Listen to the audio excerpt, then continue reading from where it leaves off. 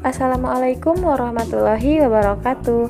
Selamat datang di video presentasi mata kuliah konservasi tanah dan air.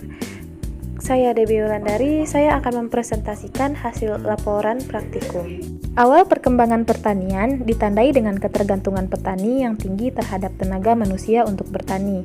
Penggunaan alat-alat sederhana seperti kayu untuk meletakkan benih di dalam tanah masih sangat dominan.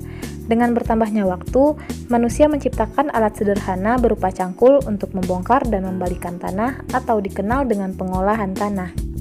Pengolahan tanah adalah salah satu kegiatan persiapan lahan yang bertujuan untuk menciptakan kondisi lingkungan yang sesuai untuk pertumbuhan tanaman. Pengolahan tanah sangat diperlukan di dalam budidaya tanaman dengan menggunakan media tanam tanah. Tanah dapat berfungsi sebagai tempat berkembangnya akar, penyedia unsur hara, dan penyimpan air bagi tanaman.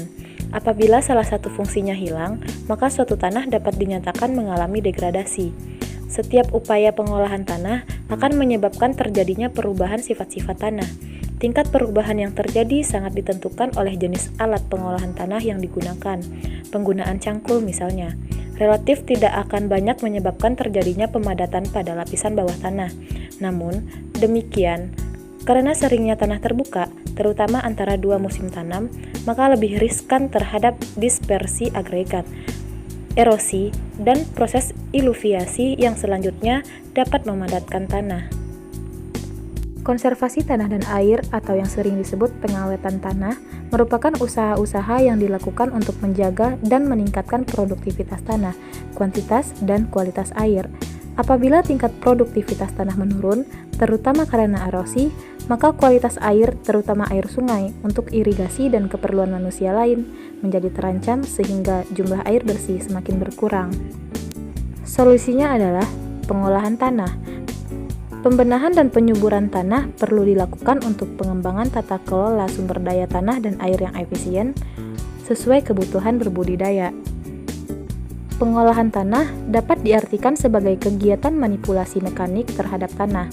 Tujuannya adalah untuk mencampur dan menggemburkan tanah, mengontrol tanaman pengganggu, mencampur sisa tanaman dengan tanah, dan menciptakan kondisi kegemburan tanah yang baik untuk pertumbuhan akar. Pengolahan tanah terbagi atas 4 tahapan.